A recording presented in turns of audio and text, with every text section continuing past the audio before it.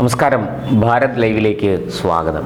ശബരിമല ക്ഷേത്രവുമായി ബന്ധപ്പെട്ട് നടന്ന സ്വർണ്ണക്കൊള്ളയുടെ അന്വേഷണം വഴിത്തിരിവിലാണ്. കോടതിയുടെ മേൽനോട്ടത്തിൽ, നിരീക്ഷണത്തിൽ കേരള ഹൈക്കോടതി ദേവസ്വം ബെഞ്ച് ഇടപെട്ടതുകൊണ്ട് മാത്രം ഒരു പ്രത്യേക അന്വേഷണ സംഘത്തെ രൂപീകരിച്ച് കോടതിയുടെ മേൽനോട്ടത്തിൽ, നിരീക്ഷണത്തിൽ അന്വേഷണം പുരോഗമിക്കുന്നു.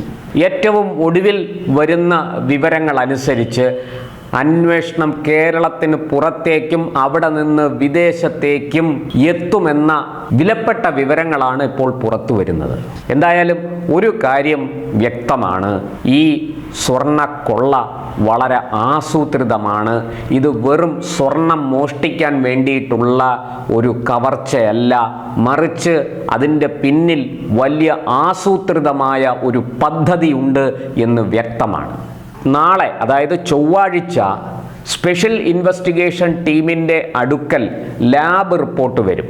അതായത് ഈ ശബരിമലയിൽ നിന്ന് കൊണ്ടുപോയ ചെമ്പുപാളികൾ തന്നെയാണോ ഇപ്പോൾ കണ്ടെടുത്തിരിക്കുന്നത്, അതോ പുതിയതായിട്ട് അത് നിർമ്മിച്ചതാണോ, എങ്കിൽ ഈ പഴയ ചെമ്പുപാളികൾക്ക് എന്ത് സംഭവിച്ചു തുടങ്ങിയ കാര്യങ്ങൾ അറിയേണ്ടതുണ്ട്.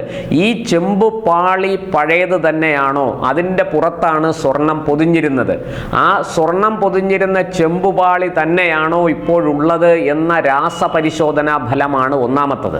രണ്ടാമത്തത്, സ്വർണം അവിടുന്ന് നഷ്ടപ്പെട്ടത് ചില സ്ഥലങ്ങളിൽ നിന്നൊക്കെ കുറച്ചൊക്കെ 426 ഗ്രാം സ്വർണം കണ്ടെടുത്തിട്ടുണ്ട്. അത് ഈ ചെമ്പുപാളികളെ പൊതിഞ്ഞിരുന്ന സ്വർണ്ണപ്പാളി തന്നെയാണോ, അത് ഉരുക്കിയതാണോ, അതോ മറ്റേതെങ്കിലും തരത്തിൽ എന്തെങ്കിലും കൃത്രിമം കാണിച്ചതാണോ, അത് രണ്ടാമത്തത്. അതിൻ്റെ പരിശോധനാ ഫലവും നാളെ വരും. ഈ ലാബ് റിപ്പോർട്ടുകളുടെ അടിസ്ഥാനത്തിലാണ് SIT ഹൈക്കോടതിയിൽ മറ്റന്നാൾ ബുധനാഴ്ച ഇടക്കാല റിപ്പോർട്ട് സമർപ്പിക്കാൻ പോകുന്നത്. ആ ഇടക്കാല റിപ്പോർട്ടിൽ ഈ രാസപരിശോധനാ ഫലത്തെ കൂടാതെ ഏറ്റവും പ്രസക്തമായ മറ്റൊരു കാര്യം കൂടിയുണ്ട്. അത് നമ്മുടെ മാധ്യമങ്ങളോ അല്ലെങ്കിൽ നമ്മുടെ നാട്ടിലെ രാഷ്ട്രീയ പ്രതിപക്ഷ കക്ഷികൾ ഉൾപ്പെടെയുള്ള രാഷ്ട്രീയക്കാരോ അതിനെക്കുറിച്ച് അധികമൊന്നും മിണ്ടുന്നില്ല. അത് മറ്റൊന്നുമല്ല, ദേവസ്വം ബോർഡ് മുൻ പ്രസിഡന്റും മുൻ MLA-യുമായ ശ്രീ പത്മകുമാറിന്റെ മൊഴിയാണ്. പത്മകുമാർ എന്തൊക്കെയാണ് SITക്ക് മൊഴി കൊടുത്തിരിക്കുന്നത് എന്നുള്ളത് ഇപ്പോഴും അഭ്യൂഹമാണ്, ആർക്കും കൃത്യമായിട്ട് അറിയില്ല. അത് കോടതിയിൽ എത്തിയാൽ മാത്രമേ അത് പബ്ലിക് ഡോക്യുമെന്റായി മാറുകയുള്ളൂ. അപ്പോൾ പത്മകുമാർ എന്തൊക്കെയാണ് SITക്ക് കൊടുത്തിരിക്കുന്ന മൊഴി? അന്ന് ദേവസ്വം മന്ത്രിയായിരുന്ന കടകംപള്ളിക്ക് ഈ കാര്യത്തിൽ എന്തെങ്കിലും പങ്കുണ്ടോ? മുകളിൽ നിന്നുള്ള നിർദ്ദേശമുണ്ട്, അതനുസരിച്ചാണ് താൻ പ്രവർത്തിച്ചത് എന്ന് ഭംഗ്യന്തരേണ പത്മകുമാർ സൂചിപ്പിച്ചിട്ടുണ്ട് മാധ്യമങ്ങളോട്.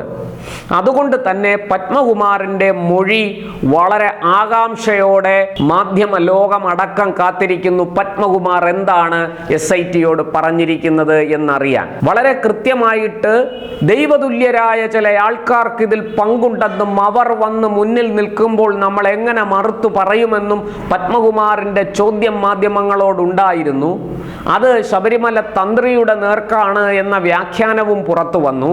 അങ്ങനെയെങ്കിൽ തന്ത്രിമാരെ കുറിച്ച് പത്മകുമാർ എന്തെങ്കിലും പറഞ്ഞിട്ടുണ്ടോ, അതിൻ്റെതായ തെളിവുകൾ എന്തെങ്കിലും ഉണ്ടോ പത്മകുമാറിന്റെ കൈവശം? അദ്ദേഹത്തിന്റെ വീട് പരിശോധിച്ചപ്പോൾ SITക്ക് ചില രേഖകൾ കിട്ടി എന്ന് മാധ്യമ വാർത്തകളുണ്ട്.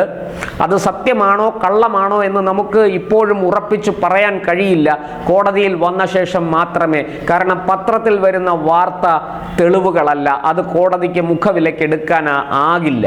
അപ്പോൾ വളരെ കൃത്യമായിട്ട് SIT കൊടുക്കുന്ന റിപ്പോർട്ട് അവിടെ വളരെ പ്രധാനപ്പെട്ടതാണ്. ഈ രണ്ട് കാര്യങ്ങളാണ് അന്വേഷണത്തെ വഴിത്തിരിവിൽ കൊണ്ടെത്തിച്ചിരിക്കുന്നത്. ഒന്ന്, രാസപരിശോധനാ ഫലങ്ങൾ. രണ്ട്, പത്മകുമാറിന്റെ മൊഴി. അങ്ങനെയെങ്കിൽ ഈ സ്വർണം പൊതിഞ്ഞ ചെമ്പുപാളികൾ ഇവിടുന്ന് കേരളത്തിന് പുറത്തേക്ക് കൊണ്ടുപോയി അത് മറ്റ് സംസ്ഥാനങ്ങളിൽ നിന്ന്, ഏതോ ഒരു സംസ്ഥാനത്തിൽ നിന്ന് വിദേശത്തേക്ക് കടത്തിയോ എന്ന ചോദ്യം തുടക്കം മുതൽ ഉയരുന്നുണ്ട്. ആ ചോദ്യത്തിന് ഇനി ഉത്തരം കണ്ടെത്തേണ്ടതുണ്ട്. ആ ചോദ്യം ശരിയാണോ, അങ്ങനെ സംഭവിച്ചിട്ടുണ്ടോ ഇല്ലയോ? സംഭവിച്ചിട്ടുണ്ടെങ്കിൽ അന്വേഷണം വിദേശത്തേക്ക് പോകും. മറിച്ചാണെങ്കിൽ ഇവർ ഇവിടെ ഇതെന്ത് ചെയ്തു? ഈ ചെമ്പുപാളികൾക്ക് സ്വർണം ഉരുക്കിയെടുത്തു. സ്വർണത്തിന് വിലയുണ്ട്, സ്വർണം കവർച്ച ചെയ്യാൻ വേണ്ടിയിട്ടാണ് ഇതൊക്കെ ചെയ്തത്. ഉണ്ണികൃഷ്ണൻ പോറ്റി അടക്കമുള്ളവർക്ക് അതിൽ പങ്കുണ്ട്. ഇതൊക്കെ വ്യക്തമാണ്, ഇതെല്ലാം കോടതിക്ക് മുന്നിൽ എത്തിയതുമാണ്. പക്ഷേ ചോദ്യം അവശേഷിക്കുന്നത് ഈ ചെമ്പ് ചെമ്പ് പാളി ഉരുക്കാത്ത ചെമ്പ് പാളിക്ക് എന്ത് സംഭവിച്ചു? അത് തന്നെയാണോ തിരിച്ചു കൊണ്ടുവന്നിരിക്കുന്നത്?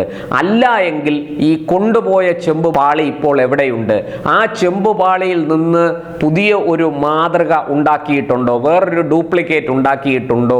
ഈ ചോദ്യങ്ങൾക്ക് ഉത്തരം കിട്ടേണ്ടതുണ്ട്. SIT ആണ് അതിന് മറുപടി പറയേണ്ടത്.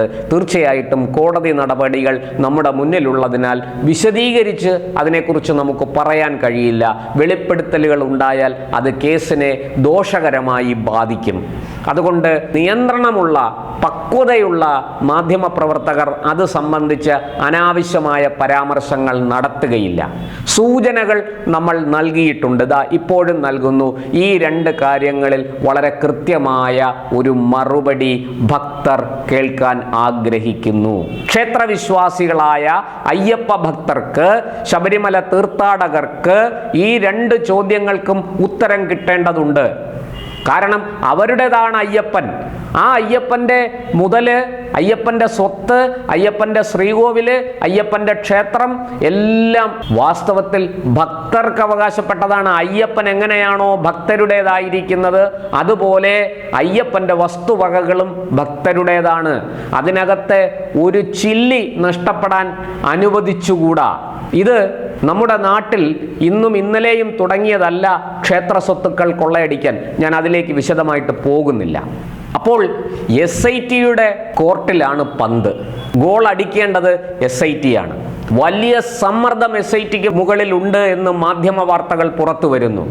അതായത് പഴയ ദേവസ്വം മന്ത്രി കടകംപള്ളി സുരേന്ദ്രനെ ചോദ്യം ചെയ്യാൻ SIT ഇറങ്ങി പുറപ്പെട്ടാൽ അതിൻ്റെ തിക്തഫലം അനുഭവിക്കേണ്ടി വരിക സംസ്ഥാന സർക്കാരും LDFും അതിനെ നയിക്കുന്ന CPMും ആണെന്ന് തീർച്ചയാണ്.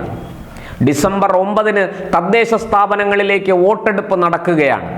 അതുകൊണ്ട് തന്നെ ഡിസംബർ 9 മുമ്പ് എന്തെങ്കിലും അത്ഭുതം സംഭവിക്കും എന്ന് ഞാൻ കരുതുന്നില്ല. കാരണം സർക്കാർ അത്രമേൽ സമ്മർദ്ദം SITക്ക് മുകളിൽ ചെലുത്തും. SITയിലെ അന്വേഷണ ഉദ്യോഗസ്ഥർ സർക്കാരിന് കീഴിൽ പണിയെടുക്കുന്നവരാണ്. അതുകൊണ്ട് തന്നെ അവരെ തടഞ്ഞു വയ്ക്കും. അവരുടെ അന്വേഷണത്തിന് തടയിടാനുള്ള സമ്മർദ്ദമുണ്ടാകും എന്ന് ഭക്തർ ഉറച്ചു വിശ്വസിക്കുന്നു. ഇവിടെ ആശ്രയം കോടതി മാത്രമാണ്. ഹൈക്കോടതിയുടെ ദേവസ്വം ബെഞ്ച് ഇക്കാര്യത്തിൽ വളരെ കൃത്യമായ നിലപാടെടുത്താൽ ആ ദേവസ്വം ബെഞ്ചിന് മുന്നിൽ ഇടക്കാല റിപ്പോർട്ട് കൃത്യമായി സമർപ്പിക്കപ്പെട്ടാൽ ആ റിപ്പോർട്ടിന്മേൽ കോടതി നടപടി സ്വീകരിക്കും. നടപടി സ്വീകരിച്ചാൽ ഒരു പക്ഷേ ദേവസ്വം മന്ത്രി അടക്കമുള്ളവർ ചോദ്യം ചെയ്യലിന് വിധേയരാകേണ്ടി വരും. അവരെ കാത്തിരിക്കുന്നത് വലിയ നടപടിക്രമങ്ങളായിരിക്കും എന്ന് മാത്രമേ ഇപ്പോൾ പറയാൻ കഴിയുകയുള്ളൂ. നമുക്ക് കാത്തിരിക്കാം പ്രതീക്ഷയോടെ. കോടതിയിൽ മറ്റന്നാൾ, നാളെ രാസപരിശോധനാ ഫലം വരും. ഇടക്കാല റിപ്പോർട്ട് തയ്യാറാക്കും. SIT അത് മറ്റന്നാൾ ബുധനാഴ്ച ദേവസ്വം ബെഞ്ചിന് സമർപ്പിക്കും. അത് പരിശോധിച്ച ശേഷം കോടതി അനന്തര നടപടികളിലേക്ക് കടക്കും. കോടതിയെ മാത്രമാണ് നമുക്ക് ആശ്രയിക്കാൻ കഴിയുന്നത്. മറ്റൊന്നിനെയും വിശ്വസിച്ച് നമുക്ക് മുന്നോട്ട് പോകാൻ കഴിയില്ല. ഭക്തരുടെ ഏക ആശ്രയം കേരള ഹൈക്കോടതിയുടെ ദേവസ്വം ബെഞ്ചാണ് എന്ന് പറയേണ്ടിയിരിക്കുന്നു.